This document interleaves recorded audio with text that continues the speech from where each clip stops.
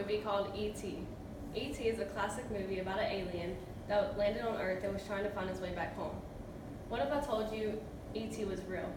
What if I told you that these beings live among us? The purpose of my speech is to persuade my audience that extraterrestrial beings do exist. This subject in particular has fascinated me ever since I was little. Aside from watching documentaries, I have also done an extensive amount of research on the subject. As of right now, you may be skeptical, but admit it. You have been curious about aliens at some point and wanted to know the truth. I believe that they are real because of their reportings from different pilots, the secrets that government officials have exposed, and the probability of us being the only life form in all the galaxies are extremely low. First, I'm going to talk to y'all about the sightings from different pilots.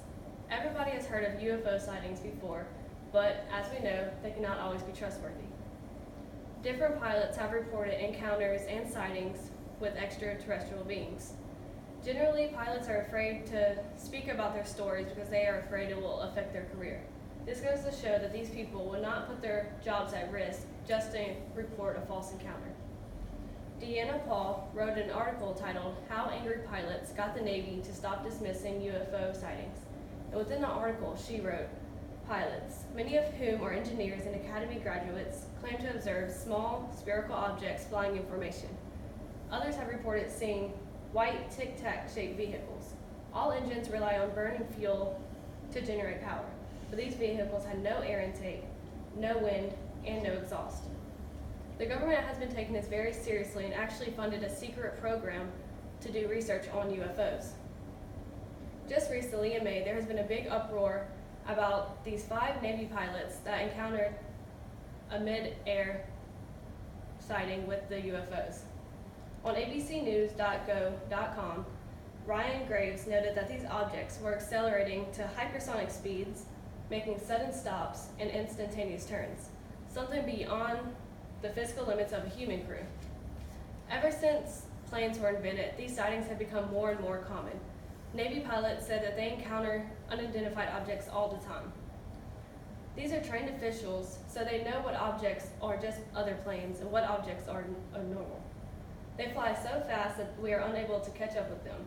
Also, they drop from high to low altitudes within seconds. For example, former military pilot Milton Torres shares a story about how he was ordered to shoot down an unidentified object. His commander would not give him any information, but commanded that he shoot it down. He used a total of 46 missiles, but not one could hit it.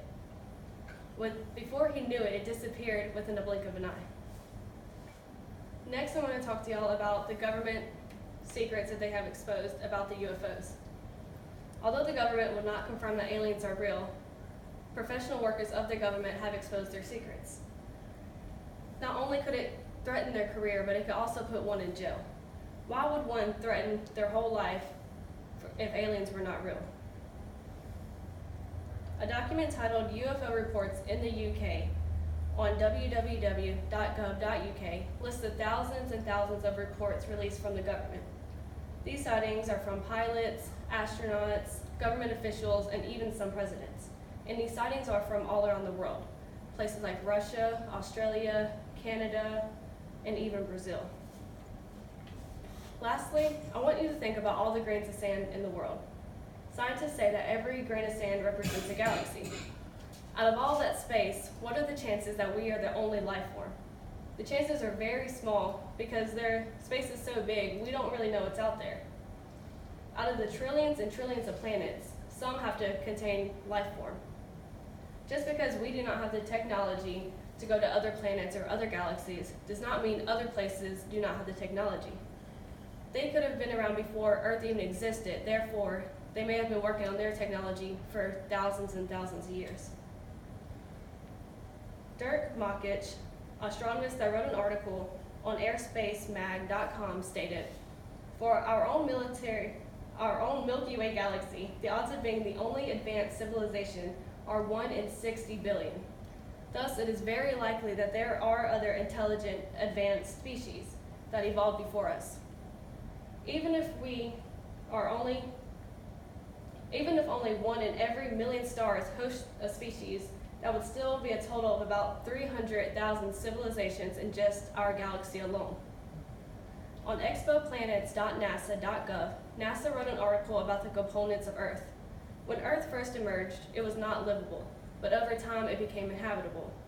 This means that other planets can do the same thing and host life for other species.